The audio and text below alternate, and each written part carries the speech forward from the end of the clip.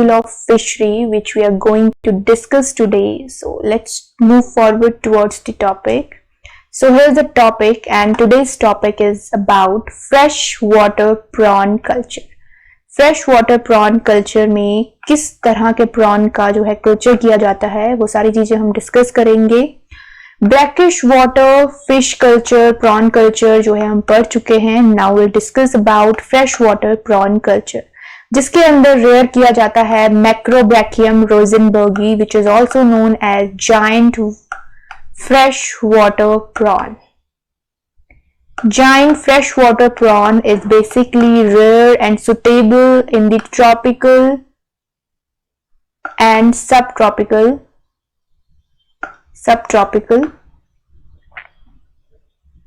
regions. Now so many students ask me in the mail that what is tropical, subtropical and temperate.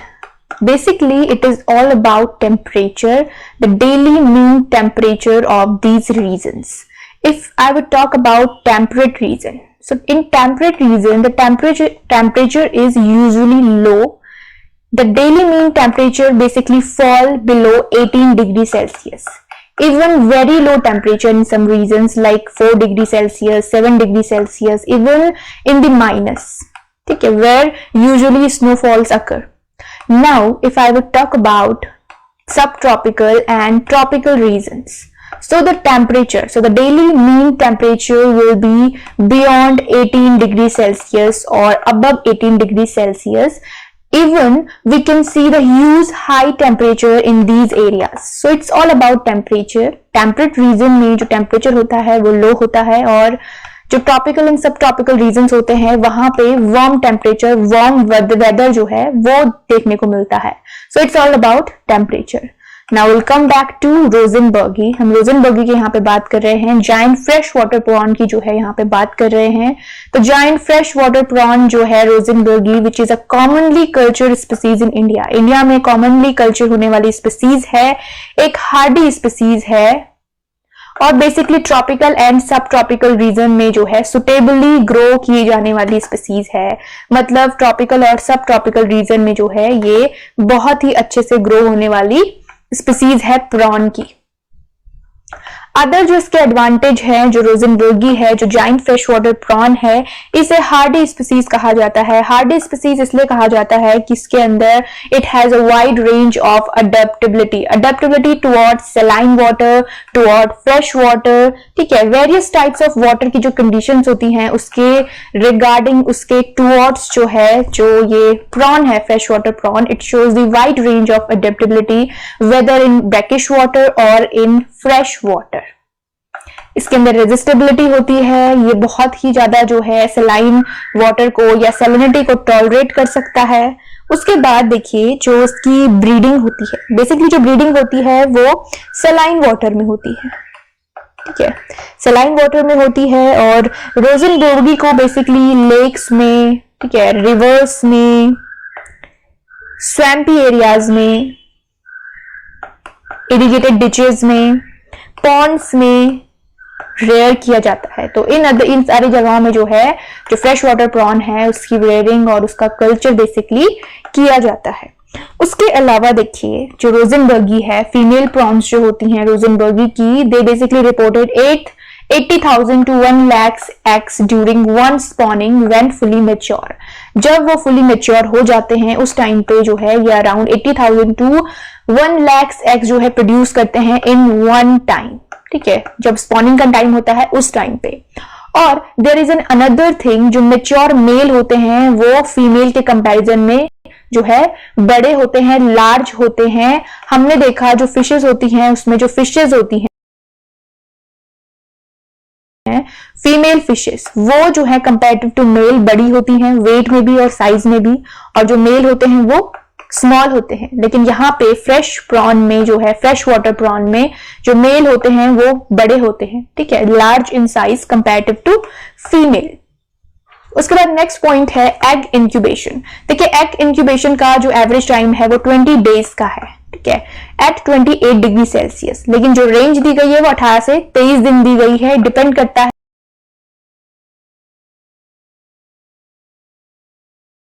है है conditions पे।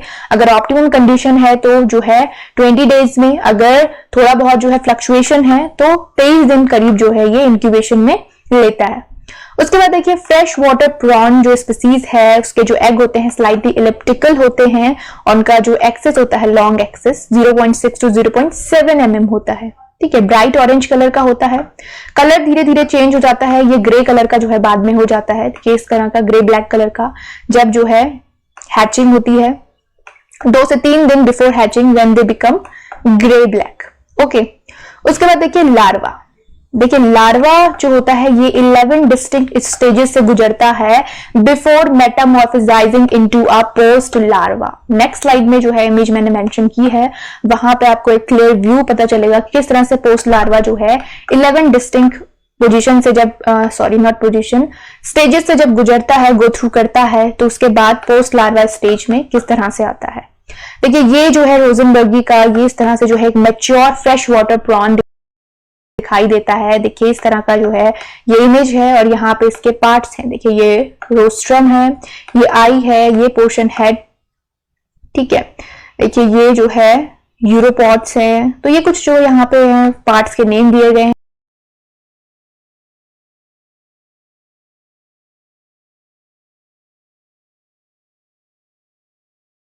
जिसमें देखिए rostrum बहुत ज्यादा इंपॉर्टेंट है। रोस्ट्रम आपको पता होना चाहिए क्या होता है। ये जो जिगजैग यहाँ पे दिए गए हैं यूरोपॉड्स है। तो ये कुछ जो यहाँ पे पार्ट्स के नेम दिए गए हैं, जिसमें देखिए रोस्ट्रम बहुत ज्यादा इंपॉर्टेंट है। रोस्ट्रम आपको पता होना चाहिए क्या होता है। ये जो जिगजैग यहाँ पे दिए गए हैं ये होते हैं रोस्ट्रम। ठीक है, तो ये आपको जो है पता होना चाहिए, ये इंपॉर्टेंट पार्ट है क्योंकि ये मैंने आपको जो है ये जो फिजिकल चेंजेस जो आते हैं वो इससे जो है रिकॉग्नाइज किए जाते हैं। तो ये इसके दोनों इमेजेस मैंने मेंशन किए हैं, इसके जो पार्ट्स हैं आप यहां से देख सकते हैं किस तरह से जो है डिफरेंट पार्ट्स इसमें श्रिम्प में जो फ्रेश वाटर प्रॉन है इसमें पाए जाते हैं।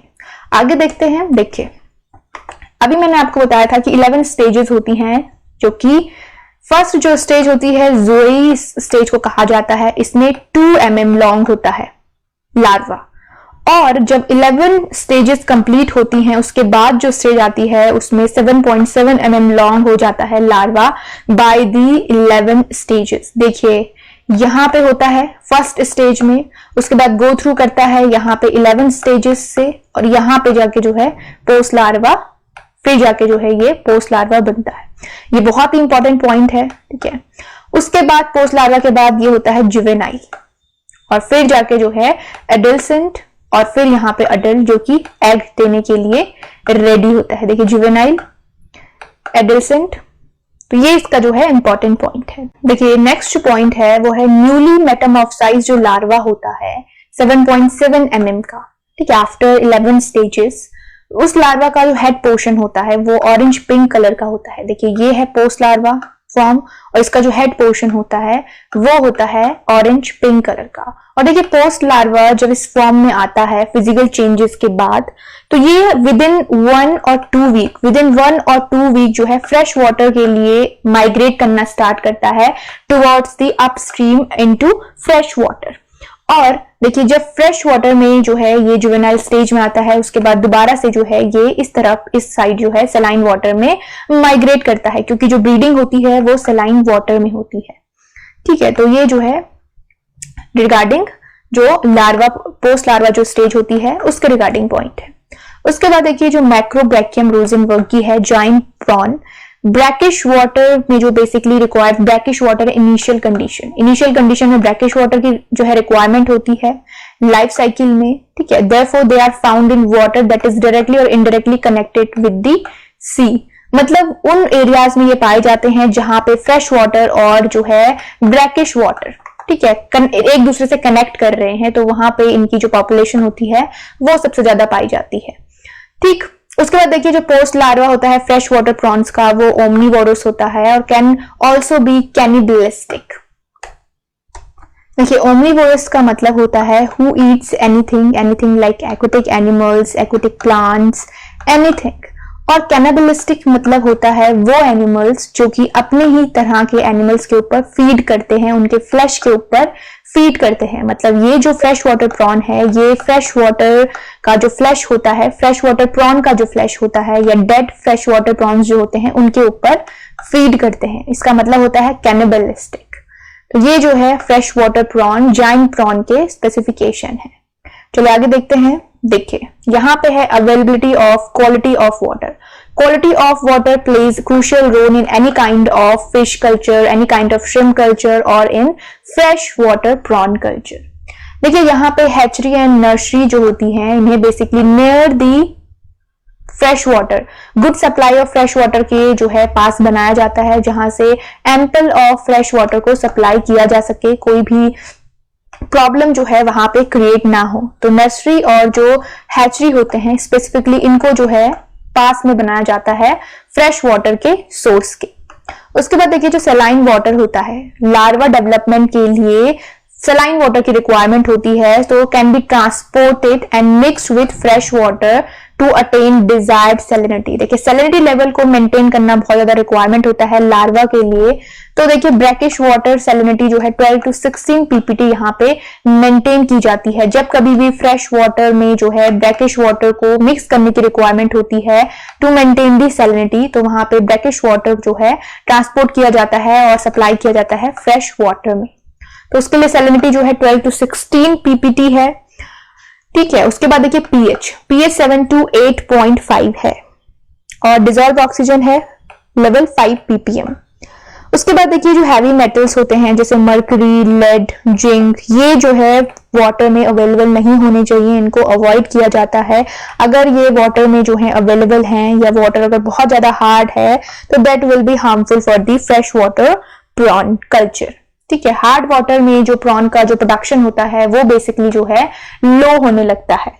ठीक है, और रोजनबर्गी जो सैलिनिटी, एक्सेप्टेबल सैलिनिटी होती है रोजनबर्गी के कल्चर के लिए वो अराउंड 3 to 4 ppt होती है। ठीक है, it is acceptable, but maintenance जो किया जाता है लार्वल डेवलपमेंट के लिए वो 12 to 16 ppt किया जाता है specifically for the larva development. ये जो है बेसिकली ये ओवरऑल दी गया है कि 3 से 4 जो है रोजनबर्गी के कल्चर के लिए जो है एक्सेप्टेबल होता है। ठीक है, उसके बाद है सॉइल कैरेक्टरिस्टिक्स। देखिए सॉइल में क्ले सिल्ट का मिक्सचर या फिर सैंडी लोम सॉइल को जो है प्रेफर किया जाता है for any kind of fish culture, any kind of prawn culture. उसके बाद देखिए जो सैंडी लोम होता है उसमें जो सैंड और सिल्ट का जो प्रपोर्शन होता है वो 60 और 40% होता है, with good water holding capacity और good water retention capacity.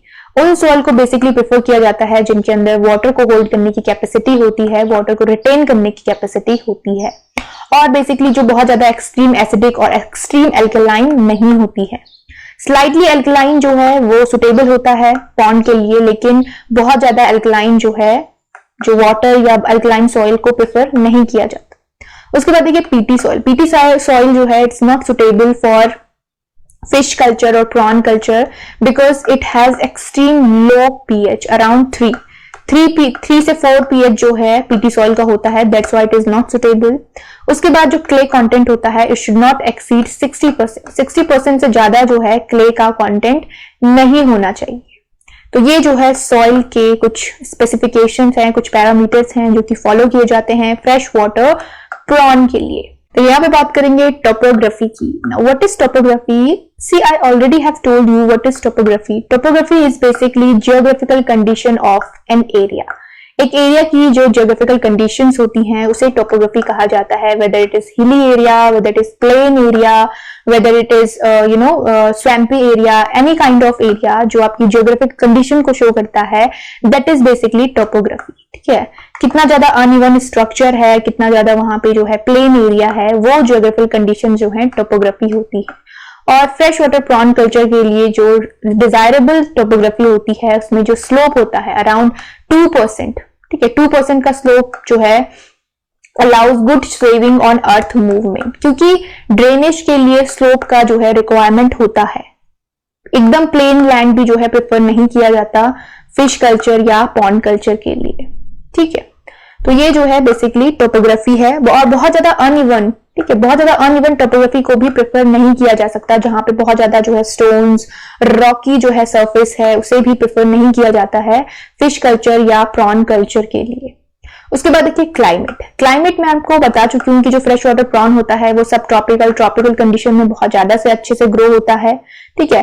Semi tropical zone जो होते हैं जहां पे देखिए जो टेम्परेचर है अबव 20 डिग्री सेल्सियस, मैंने आपको जो टेम्परेचर बताया था वो मैंने सिर्फ टेम्परेट और ट्रॉपिकल सब ट्रॉपिकल के अकॉर्डिंग बताया था। जो डेली मीन टेम्परेचर मैंने आपको 18 डिग्री सेल्सियस और अबव 18 डिग्री सेल्सियस बताया। यहाँ पे जो टेम्परेचर आपको बताया जा रहा है ये बेसिकली प्रॉन कल्चर के पर्सपेक्टिव से बताया जा रहा है कि temperature should remain above 20 degree Celsius last 7 months of the year. ये जो है बेसिकली क्लाइमेटिक कंडीशन है जो सुटेबल होती है फ्रेश वाटर प्रॉन कल्चर के लिए। उसके बाद अगर ऑप्टिमम रेंज ऑफ टेम्परेचर की बात की जाए एयर राउंड प्रोडक्शन के लिए तो it should B 25 to 31 degree Celsius, ठीक है। और जिसमें गुड रिजल्ट अचीव किए जा सकते हैं वो वाटर टेम्परेचर की अगर बात करें तो it should be between 28 to 31 degree Celsius. तो ये बेसिकली जो है डिफरेंस है। देखिए यहाँ पे optimum temperature air round production की बात हो रही है, पूरे साल भर की यहाँ पे बात हो रही है।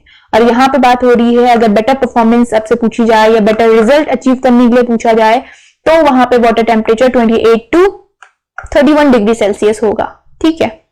तो ये जो है इसके लिए क्लाइमेटिक है। उसके बाद देखिए होल्डिंग टैंक्स। देखिए आफ्टर जो फ्रेश वाटर प्रॉन जो है हैचरी में रेयर किए जाते हैं उनको बेसिकली होल्ड किया जाता है until they are ready to stock in the ponds, ठीक है। और कॉन्क्रीट टैंक्स जो होते हैं 50 मीटर क्यूब के वो कन्वीनियंट होते हैं for holding the post larva prior to transport for stocking in the ponds. देखिए होल्डिंग टैंक्स उन टैंक्स को कहा जाता है जहां पे पोस्ट लार्वा को कुछ टाइम के लिए होल्ड किया जाता है before stocking them into the another pond, ठीक है। कुछ टाइम के लिए 1 वीक के लिए या कुछ डेज के लिए जो है जब तक वो जो है रेडी नहीं हो जाते एक दूसरे पॉन्ड में ट्रांसपोर्ट करने के लिए, इसलिए ये जो है इसे कहा गया है होल्डिंग टैंक। फाइन, ये स्मॉल टैंक होता है, देखिए अराउंड 50 मीटर क्यूब का टैंक होता है, ज्यादा बड़ा नहीं होता। तो यहाँ पे पोस्ट लार्वा स्टेज में जो है कुछ टाइम के लिए उन्हें होल्ड किया जाता है।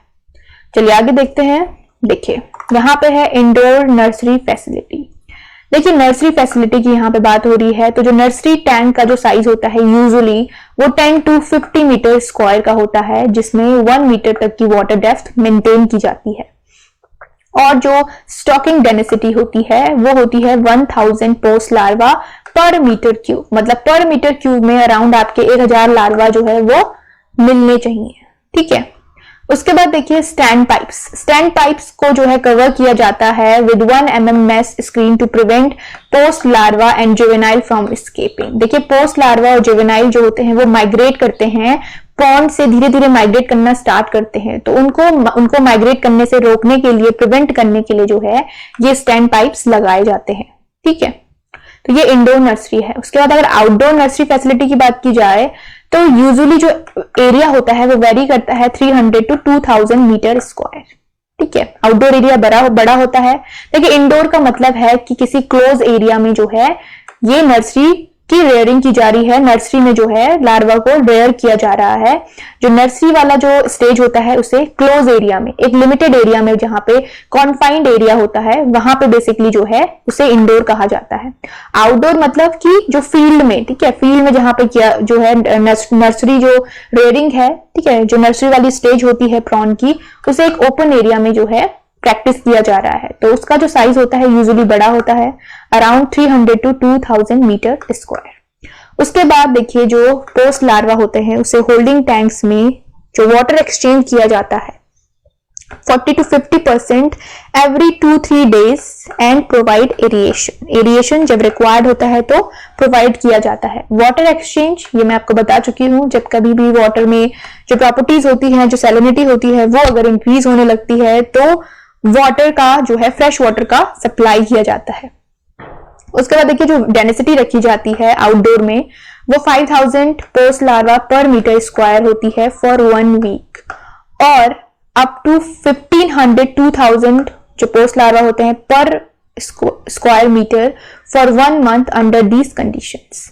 ये 1 वीक के लिए होती है। उसके बाद जो 1 महीने की कंडीशन होती है उसमें 1500 से 2000 पोस्ट लार्वा जो है पर मीटर स्क्वायर होने नेसेसरी होते हैं। देखिए ये यहाँ पे कम क्यों दिया गया है, देखिए पोस्ट लार्वा जिस डेंसिटी से, या जो लार्वा होते हैं जिस डेंसिटी से स्टॉक किए जाते हैं, वो सारे के सारे जो है सर्वाइव नहीं कर पाते। इस स्टेज में जो सर्वाइवल रेट होता है बहुत ही कम होता है।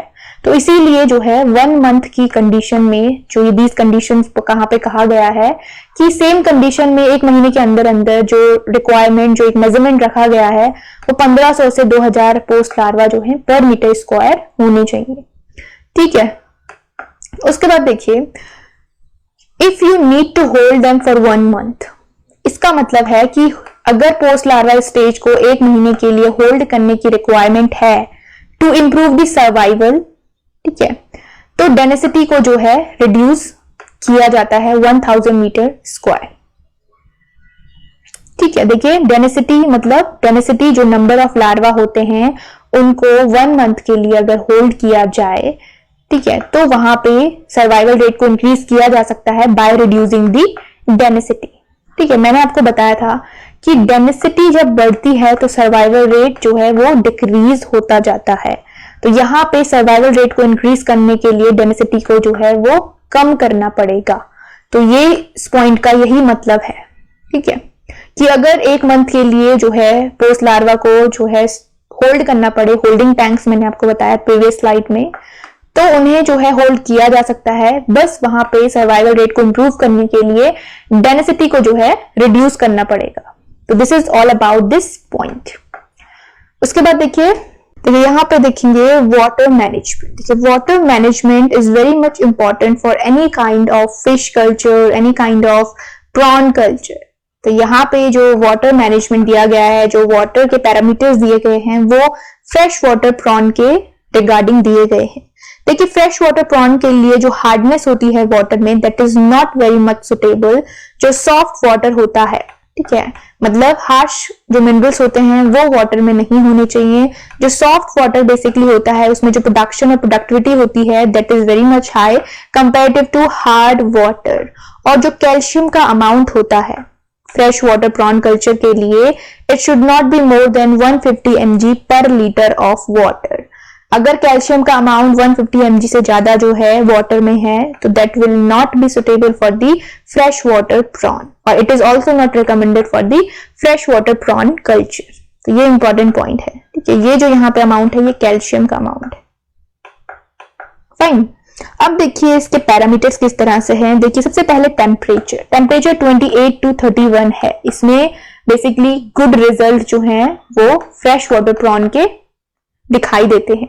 pH 7 to 8.5, dissolve oxygen 3 to 7, salinity, देखिए सैलिनिटी जो है लेस देन 10 है, और जो वहां पे दी गई थी आपको अराउंड 12 to 16 ppt, वो लार्वा के लिए दी गई थी। कंफ्यूज नहीं होंगे, लार्वा डेवलपमेंट के लिए लिटिल सलाइन कंडीशन जो है वो रिक्वायर्ड होती है।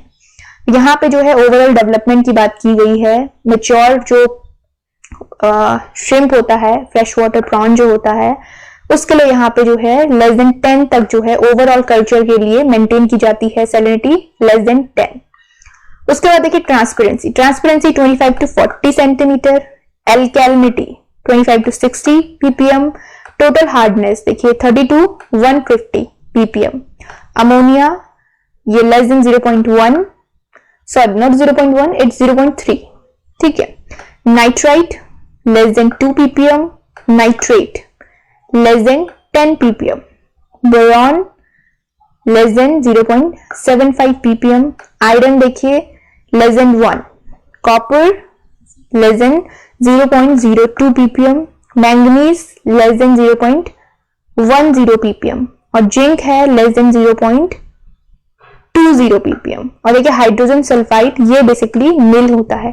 तो देखिए ये जो हार्ड जो यहाँ पे देखिए जो मिनरल्स हैं, ये जो न्यूट्रिएंट्स हैं, देखिए ये बोरॉन हो गया, आयरन हो गया, कॉपर हो गया, मैंगनीज हो गया, जिंक हो गया, तो इनके लेवल देखिए, ठीक है, इनके लेवल बहुत कम है। देखिए यहाँ पे अमोनिया का जो लेवल मैंने आपको बताया था most of the fish culture में, वो लेस देन 1 ppm आपको देखने को मिलेगा, या 1.5। लेकिन यहाँ पे देखिए अमोनिया का जो लेवल है वो 0.3 है, लेस देन 0.3 ppm है। तो यहाँ पे जितने भी जो हार्शनेस होती है, जिस लेवल पे वाटर में टॉक्सिसिटी क्रिएट हो सकती है, वाटर जो है बहुत ज्यादा हार्ड हो सकता है ड्यू टू हैवी मेटल्स, यहाँ पे उन सारे मेटल्स का, उन सारे जो हार्ड न्यूट्रिएंट्स हैं उनका जो लेवल है बहुत ही ज्यादा कम रखा गया है। जैसे बोरॉन का लेवल अगर वाटर में इंक्रीज होता है, या आयरन का लेवल, कॉपर का लेवल, तो ये जो है हैवी मेटल्स पोल्यूशन जो है क्रिएट करते हैं वाटर में। ये हैवी मेटल पोल्यूशन क्या होता है हमने सॉइल साइंस में डिस्कस किया है, ठीक है। तो ये जो है वाटर के पैरामीटर्स हैं फ्रेश वाटर प्रॉन कल्चर के लिए। चलिए आगे देखते हैं। देखिए नेक्स्ट है स्टॉकिंग। देखिए यहाँ पे जो स्टॉकिंग डेंसिटी होती है किस तरह से रखी जाती है वो बात करेंगे। देखिए normally the density is 4000 to 50,000 post larva per hectare, which also depends on the intensity of the management practices and the good conditions, ठीक है। जहां पे बहुत अच्छी कंडीशंस होती है वहां पे 50,000 तक के पोस्ट लार्वा जो है पर हेक्टेयर स्टॉक किए जाते हैं। जहां पे जो है इतनी ज्यादा रिक्वायरमेंट जो है नहीं है, या जहां पे जो प्रैक्टिसेस हैं, जो मैनेजमेंट है वो ज्यादा जो है बहुत ही ज्यादा अच्छा या गुड कंडीशंस नहीं है, क्लाइमेटिक कंडीशन इतनी सुटेबल नहीं है, पॉन्ड की कंडीशन इतनी सुटेबल नहीं है, तो वहां पे लो डेंसिटी बेसिकली प्रेफर की जाती है। उसके बाद देखिए जो कल्चर बेसिकली जो है प्रॉन के लिए फॉलो किया जाता है मोनोकल्चर जिसमें जो है single crop in the sense कि एक ही स्पीसीज जो होती है प्रॉन, ठीक है, फ्रेश वाटर प्रॉन, वो सिंगल जो है पॉन्ड में रेयर किया जाता है। पॉलीकल्चर का मतलब होता है कि पॉलीकल्चर में जो प्रॉन होता है फ्रेश वाटर प्रॉन, उसके साथ कार्प स्पीसीज जो होती हैं फिशेस की, उनको बेसिकली जो है रेयर किया जाता है, तो दैट इज पॉलीकल्चर। पॉली मतलब एक से ज्यादा, जहां पे जो है एक ही एरिया में, एक ही पॉन्ड में एक साथ जब दो डिफरेंट काइंड ऑफ स्पीसीज जो होती हैं, जैसे डिफरेंट काइंड ऑफ फिशेस एक साथ जब रेयर की जाती है उसे भी पॉलीकल्चर बोलते हैं। पर यहाँ पे फ्रेश वाटर प्रॉन के साथ जो है कार्प्स को यहाँ पे कंबाइन किया जाता है पॉलीकल्चर में। देखिए पॉलीकल्चर में जो स्टॉकिंग डेंसिटी होती है प्रॉन की, वो आपकी 2500 से 20,000 पोस्ट लार्वा जो है वेरी करते हैं अकॉर्डिंग टू कॉम्बिनेशन। और जो कार्प्स के फिंगरलिंग्स होते हैं वो होते हैं 500 to 2500 नोड्स। ये जो है वो बेसिकली प्रॉन के लिए है, और ये वाला जो है वो है फिश के लिए, मतलब कार्प फिश जो है उसके फिंगरलिंग, ठीक है, उसकी स्टॉकिंग डेंसिटी यहाँ पे बताई गई है, ठीक है। उसमें जो पोस्ट लार्वा ऑब्टेन किए जाते हैं from hatchery could be reared up to 4 to 5 weeks. 4 to 5 weeks के लिए जो है उनको रेयर किया जाता है, जब तक वो 40 to 50 mm का साइज या 1 से 3 ग्राम के नहीं हो जाते, तब तक जो है उन्हें नर्सरी में रेयर किया जाता है। उसके बाद जो फीडिंग रेट होता है वो 5% ऑफ द बॉडी वेट जो है उनको दिया जाता है। और जो कल्चर 12 महीने का होता है, डिपेंड करता है कल्चर प्रैक्टिसेस पे। फाइन। उसके बाद देखिए एक इंपॉर्टेंट पॉइंट यहाँ पे दिया गया है कि मोनोकल्चर में जो कल्चर पीरियड होता है वो 6 से 8 महीने का होता है। अगर प्रॉन को जो है मोनोकल्चर मतलब सिर्फ प्रॉन को रेयर किया जा रहा है तो वो 6 से 8 महीने में जो है रेडी हो जाता है। उसके बाद अगर जो है पॉलीकल्चर मतलब प्रॉन के साथ अदर जो है फिश स्पीसीज को कंबाइन करके ग्रो किया जा रहा है, तो पॉलीकल्चर में 8 से 12 महीने का टाइम लगता है। ये बहुत इंपॉर्टेंट पॉइंट है। देखिए नेक्स्ट है फीडिंग। ये फीडिंग किस तरह से जो है फ्रेश वाटर प्रॉन जो होता है किस तरह से फीड करता है। देखिए मैंने आपको बताया था फ्रेश वाटर प्रॉन जो है इट इज ओमनीवोरस होता है और कैनिबलिस्टिक भी जो है बिहेव करता है। तो देखिए यहाँ पे जो पॉन्ड होता है उसमें बेसिकली जो है फाइटोप्लैंक्टन की जो डेंसिटी होती है उसको इंश्योर किया जाता है बिफोर स्टॉकिंग से पहले पॉन्ड में जो है जो फाइटोप्लैंक्टन्स होते हैं, जो एक्वेटिक प्लांट्स होते हैं, उनको बेसिकली कुछ टाइम के लिए रेयर किया जाता है। जब वो ब्लूम होना स्टार्ट हो जाते हैं उसके बाद जो है स्टॉकिंग की जाती है। देखिए पॉन्ड में अगर जो ग्रीननेस होती है, ठीक है, वाटर में जो ग्रीन कलर होता है उसको मेंटेन करने के लिए जब नेसेसरी होता है तो ट्रिपल सुपर फोस्फेट का एप्लीकेशन दिया जाता है 25 kg per hectare per month whenever it is required. उसके बाद देखिए बेंथिक फौना। देखिए बेंथिक फौना जो है इस जोन में बेसिकली होता है इस तरह का जो पॉन्ड इकोसिस्टम होता है इसमें बेंथिक जोन होता है या बेंथिक फौना यहाँ पे बेसिकली पाया जाता है। बेंथिक फौना जो है इसमें बहुत सारे different kind of aquatic animals जो है यहाँ पे होते हैं, छोटे छोटे एनिमल्स जो होते हैं जो कि क्रूशियल रोल प्ले करते हैं पॉन्ड के इकोसिस्टम में। और फ्रेश वाटर प्रॉन में जो है जो फ्रेश वाटर प्रॉन का जो पॉन्ड होता है वहां पे भी जो है ये क्रूशियल रोल प्ले करते हैं। जो फूड चेन होती है उसमें इंपॉर्टेंट रोल प्ले करते हैं। ये नेक्स्ट पॉइंट में जो है फीड के बारे में बताया गया है कि चीपर कमर्शियल फीड जो होता है, जो कि स्पेसिफिकली डिजाइन किया जाता है फ्रेश वाटर प्रॉन के लिए या फिर किसी भी फिश स्पीसीज के लिए, जैसे कैट फिश के लिए, तो ये जो है ग्रो आउट पॉन्ड में जो है बेसिकली दिया जाता है, या नर्सरी में जो जुवेनाइल्स रेयर किए जाते हैं विद नर्सरी रेयर जुवेनाइल्स, या फिर जो है पोस्ट लार्वा को जो स्टॉक किए जाते हैं उनको बेसिकली जो है ये फूड प्रोवाइड किया जाता है। देखिए जो पोस्ट लार्वा स्टेज होती है वो उस टाइम पे जो है न्यूट्रिशन की रिक्वायरमेंट ज्यादा होती है। हाउएवर जो फ्रेश वाटर प्रॉन होता है वो ओमनीवोरस इन नेचर है, तो वो क्या करता है, वो किसी भी ऊपर भी जो है फीड कर सकता है। It eats anything. ओमनीवोरस जो है वो एनी काइंड ऑफ फूड जो है पॉन्ड में प्रिफर करते हैं। उनको फूड की जो रिक्वायरमेंट होती है वो या तो प्लांट से जो है उसे पूरी कर सकते हैं, या किसी भी एनिमल के ऊपर फीड करके, किसी भी एनिमल के फ्लैश के ऊपर फीड करके जो है उसे पूरी कर सकते हैं। तो इसीलिए जो है जो बाहर से प्रोवाइड किया जाता है it is cheap commercial feed. उसके बाद देखिए जो प्रॉन्स होते हैं उनको बेसिकली पैलेट डाइट्स दी जाती है। पैलेट डाइट्स बेसिकली जो है ये इस तरह के पैलेट्स होते हैं, ठीक है, जो ये ग्रेन्यूल फॉर्म में होते हैं। 2 to 3 mm साइज के ये पैलेट्स जो होते हैं, ये mixture of different kind of जो न्यूट्रिशंस होते हैं उनके मिक्सचर होते हैं, और ये 10% ऑफ द बायोमास दिया जाता है। इनिशियल स्टेज में 10% ऑफ द बायोमास दिया जाता है, और जैसे जैसे जो ग्रोथ रेट होता है बढ़ता जाता है, जो प्रॉन होता है इसका साइज बढ़ता जाता है, तो इसे जो है रिड्यूस किया जाता है 3% of the biomass towards the end of the culture period. तो कल्चर पीरियड एंड होते होते जो है ये 3% ऑफ द बायोमास जो है फीड को दिया जाता है। तो ये जो है बेसिकली फीड है फ्रेश वाटर प्रॉन के लिए। उसके बाद आगे देखते हैं। देखिए यहाँ पे जो है फीड फॉर्मूला दिया गया है फ्रेश वाटर प्रॉन के लिए। देखिए यहाँ पे ये फर्स्ट फीड है और ये है सेकेंड फीड। देखिए फिश मील जो है यहाँ पे 20% दिया जाता है। श्रिम्प हेड मील देखिए यहाँ पे नहीं दिया जाता, और यहाँ पे श्रिम्प हेड दिया जाता है 30%। उसके बाद देखिए सोया मील यहाँ पे 9 और यहाँ पे 5। राइस ब्रैन 45 एंड यहाँ पे 35। Coconut oil cake 20। Tapioca starch ये है 5 और 6। मिनरल प्रीमिक्स जो है वो 1 और 1 है, और टोटल होता है 100%। तो ये जो है बेसिकली फीड फॉर्मूला है फ्रेश वाटर प्रॉन के लिए, ठीक है। तो यहाँ पे जो फिश का जो मिक्सचर बनाया गया है वो अकॉर्डिंग टू जो है न्यूट्रिशन डिमांड जो है बनाया जाता है। जैसे राइस ब्रैन जो है यूज किया जाता है, यहाँ पे सोया मील यूज किया गया है, श्रिम्प हेड मील भी यहाँ पे यूज किया गया है, क्योंकि जो बेसिकली जो श्रिम्प है यहाँ पे वो अबंडेंट सोर्स ऑफ न्यूट्रिएंट होता है, इसमें जो न्यूट्रिशन वैल्यू होती है वो ज्यादा होती है। तो ये जो है बेसिकली टेबल इंपॉर्टेंट है। चलिए आगे देखते हैं। लेकिन नेक्स्ट यहाँ पे है नर्सरी पॉन्ड मैनेजमेंट। देखिए नर्सरी पॉन्ड मैनेजमेंट के लिए कौन कौन से पैरामीटर्स और स्पेसिफिकेशंस को फॉलो किया जाता है। देखिए नर्सरी पॉन्ड में जो स्टॉकिंग डेंसिटी होती है it should be 20 metre square, ठीक है। और जो पोस्ट लार्वा होता है 8 to 10 mg का, उसे basically pellet diet, pellet basically एक ग्रेन्यूल फॉर्म में, क्रम्बल फॉर्म में जो है ये फीड होता है, जिसमें क्रूड प्रोटीन होता है 35% और लिपिड होना चाहिए 8%। तो ये दिया जाता है जो कि 8 से 10 mg का जो पोस्ट लार्वा स्टेज होती है उसको, और ये basically 100% of the body weight दिया जाता है during first Fortnite.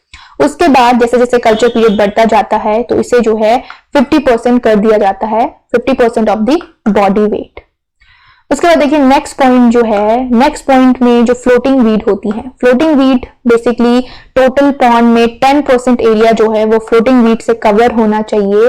Floating weed क्या होती हैं ये मैं आपको बता चुकी हूँ, जो बेसिकली पॉन्ड सरफेस पे फ्लोट करती हैं and they has the dense root system. जैसे इकॉर्निया स्पीसीज जो है फ्लोटिंग वीड है, जो बेसिकली सर्वाइवल रेट को जो है पोस्ट लार्वा के सर्वाइवल रेट को इंप्रूव करती है। तो ये जो है 10% होनी चाहिए। उसके बाद देखिए एरिएशन प्रोवाइड किया जाता है 8 आवर पर डे, और जो नर्सरी का रेयरिंग टाइम होता है, रेयरिंग पीरियड होता है वो होता है 45 to 60 डेज का।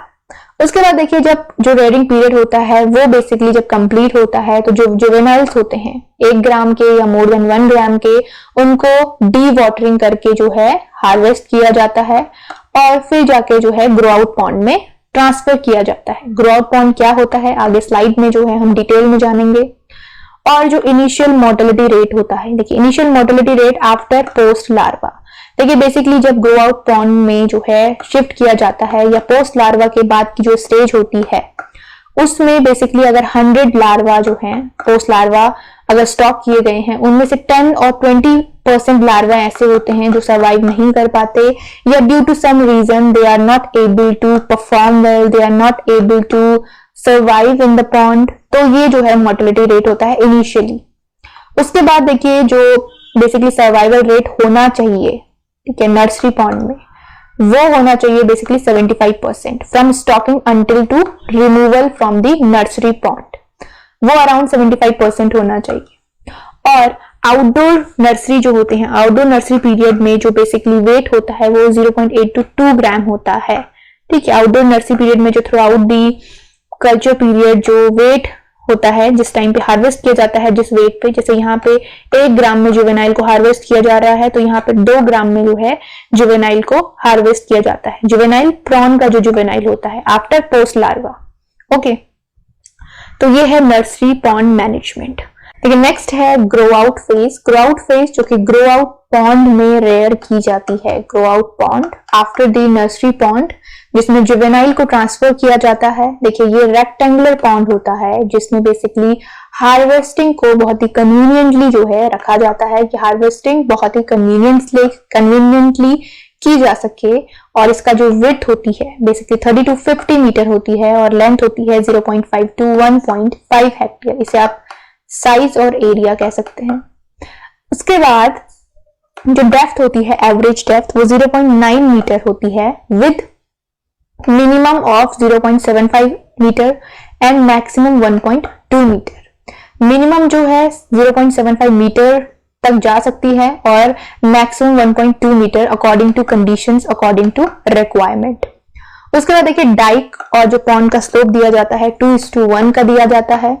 और जो बंद होते हैं, ठीक है, फ्री बोर्ड उसमें at least 60 centimetre above the highest water level जो है उसे रखा जाता है। उसके बाद देखिए लाइम का एप्लीकेशन। देखिए लाइम का एप्लीकेशन 200 kg पर हेक्टेयर के अकॉर्डिंग और अकॉर्डिंग टू पीएच दिया जाता है। ये जो 200 kg पर हेक्टेयर दिया जाता है ये दी जाता है 6.5 to 7.5 या 7 pH पे, ठीक है। 6.5 to 7 जब pH होता है तो 200 kg पर हेक्टेयर का जो है लाइम एप्लीकेशन दिया जाता है। रेस्ट डिपेंड करता है पीएच किस तरह से है। अगर बहुत ही लो पीएच है तो इस डोज को जो है बढ़ा दिया जाता है। उसके बाद देखिए फर्टिलाइजर। फर्टिलाइजर जो है बेसिकली 5 टन जो रॉ काउडंग होता है ऑर्गेनिक यहाँ पे मैन्योरिंग की जा रही है। 200 kg यूरिया ये इनऑर्गेनिक फर्टिलाइजर है और 300 kg per hectare crop super phosphate जो होता है वो बेसिकली जो है पर क्रॉप यहाँ पे अप्लाई किया जाता है, ठीक है। तो ये जो है फर्टिलाइजर है। उसके बाद देखिए after a week of fertilisation, 1 week बाद जब फर्टिलाइजर अप्लाई कर दिए जाते हैं पॉन्ड को 4 फीट तक जो है वाटर लेवल इसका मेंटेन किया जाता है और पॉन्ड की ट्रांसपेरेंसी चेक की जाती है विद दी साची डिस्क इसे कहा जाता है। ये जो है नेक्स्ट स्लाइड में मैंने इमेज मेंशन किया है किस तरह से इसमें जो है ट्रांसपेरेंसी चेक की जाती है वो हम नेक्स्ट स्लाइड में देखेंगे। देखिए वाटर का जो ट्रांसपेरेंसी होती है बेसिकली विजिबिलिटी होती है 2 से 3 दिन में जो है चेक किया जाता है विद दिस इम्प्लीमेंट इक्विपमेंट। और पॉन्ड में जो स्टॉक किए जाते हैं post larva in case of nursery pond with juvenile in case of grow out pond.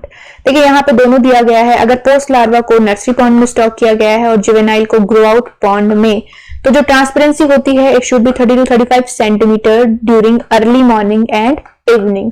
दोनों ही पॉन्ड के लिए, नर्सरी पॉन्ड के लिए भी और जो ग्रो आउट पॉन्ड होता है उसके लिए जो ट्रांसपेरेंसी होती है it should be 30 to 35 centimetre. तो ये है ग्रो आउट पॉन्ड या grow out phase of fresh water prawn. चलिए आगे देखते हैं। यहाँ पे देखिए यहाँ पे मैंने इमेज मेंशन करी है ताकि आपको जो है एक आइडिया हो जाए कि किस तरह से जो है जो सांची डिस्क होती है या जो पॉन्ड होते हैं किस तरह से होते हैं। देखिए ये होता है ब्रूट स्टॉक, ठीक है। ये देखिए फीमेल ब्रूट स्टॉक है और ये जो है larva obtain from egg carrying. उसके बाद यहाँ पे देखिए, यहाँ पे जो है ये 11 जो स्टेजेस होती हैं लार्वा की, पोस्ट लार्वा हैचरी टैंक ये बेसिकली होता है। 16 से 35 दिन यहाँ पे मेंशन किया गया है, मैंने आपको जो है प्रीवियस स्लाइड में बताया है, जहां पे इंक्यूबेशन पीरियड आपको बताया था, इंक्यूबेशन पीरियड। तो यहाँ पे बेसिकली आप याद रखेंगे 11 स्टेजेस जो कि हैचरी टैंक में जो है होती हैं। उसके बाद हैचरी टैंक के बाद आता है पोस्ट लार्वा है, क्योंकि यहाँ पे जो 11 स्टेजेस होती हैं उसके बाद जो स्टेज आती है वो होती है पोस्ट लार्वा। देखिए post larva into nursery tank, ये रहा नर्सरी टैंक। यहाँ पे पोस्ट लार्वा को नर्सरी टैंक में रेयर किया जाता है अप टू जुवेनाइल फेज, और जुवेनाइल फेज फिर जो है ग्रो आउट पॉन्ड में। ग्रो आउट पॉन्ड कुछ इस तरह से होता है, इस तरह से। यहाँ पे जुवेनाइल फेज को रेयर किया जाता है अप टू हार्वेस्टिंग, और किस तरह से फिर जो है हार्वेस्टिंग की जाती है। तो यहाँ पे आपको पॉन्ड का आइडिया हो जाए और किस तरह से जो है डिफरेंट जो स्टेजेस होती हैं वो किस तरह से, ये जो है ये वाली स्टेज हैचरी टैंक में होती है, ये वाली होती है नर्सरी टैंक में जो कि पोस्ट लार्वा स्टेज होती है। यहाँ पे अप टू पोस्ट लार्वा होता है रेयर, और यहाँ पे जुवेनाइल को अप टू हार्वेस्टिंग रेयर किया जाता है। उसके बाद देखिए ये है ट्रांसपेरेंसी को चेक करने के लिए जो सांची डिस्क यूज की जाती है, किस तरह से यूज की जाती है। देखिए पॉन्ड में ये जो डिस्क है इसको जो है पॉन्ड में डाला जाता है इस तरह से, और यहाँ पे मीटर्स लगे होते हैं, ठीक है। मीटर्स मतलब यहाँ पे नंबर्स लगे होते हैं, सेंटीमीटर। जैसे यहाँ पे मैंने आपको बताया कि 30 to 35 सेंटीमीटर जो है ट्रांसपेरेंसी होनी चाहिए। तो इस डिस्क में यहाँ पे इस तरह से नंबरिंग होती है। इस डिस्क को जो है पॉन्ड में जो है सबमर्ज किया जाता है, मतलब अंदर जो है डुबाया जाता है, और जहां तक पॉन्ड में जो डिस्क होती है विजिबल होती है, ठीक है, तो वहां तक जो है वो ट्रांसपेरेंसी अवेलेबल होती है। अगर डिस्क जो है ट्रांसपेरेंसी मतलब डिस्क अगर विजिबल नहीं हो रही है पॉन्ड के अंदर, पॉन्ड में जो वाटर है उसके अंदर, तो मतलब विजिबिलिटी जो है उतनी अच्छी नहीं है। अगर 30 से 35 सेंटीमीटर के एरिया में जो डिस्क है वो विजिबल हो रही है, इसका मतलब होता है कि 30 से 35 सेंटीमीटर जो है वो ट्रांसपेरेंसी वाटर में है। अगर जो है फॉर एग्जांपल ये पॉन्ड है, यहाँ पे इस लेवल, यहाँ से जो है जो सांची डिस्क होती है उसको एंटर किया गया, वो एक सर्टेन लेवल तक के पास जाके जो है विजिबल नहीं हो रही है। ये जो ब्लैक और व्हाइट दिखाई दे रहा है ऐसा नहीं दिखाई दे रहा है, और वो 30 से 35 सेंटीमीटर से वो ऊपर है, मतलब यहाँ पे 20 to 25 सेंटीमीटर तक है। तो मतलब कि जो ट्रांसपेरेंसी है वो 30-35 सेंटीमीटर से कम है। तो फिर जो है वहां पे ट्रांसपेरेंसी को मेंटेन किया जाता है, और ट्रांसपेरेंसी का लेवल जो है वो टाइमली चेक किया जाता है अकॉर्डिंग टू पॉन्ड कंडीशन। तो ये जो है पॉन्ड है और ये बेसिकली सांची डिस्क है। ये इंपॉर्टेंट है। पॉन्ड में जो ट्रांसपेरेंसी होती है किससे जो है बेसिकली मेजर की जाती है, उसमें ये क्वेश्चन जो है बनता है कि सांची डिस्क जो है वो ट्रांसपेरेंसी के लिए यूज की जाती है। तो चलिए जो मॉड्यूल नंबर 11 है वो यहाँ पे कंप्लीट होता है, उसे हम कंप्लीट कर चुके हैं। नेक्स्ट जो टॉपिक होगा उसे बहुत जल्द डिस्कस करेंगे। तो चलिए मिलते हैं नेक्स्ट टॉपिक में। Thanks for watching.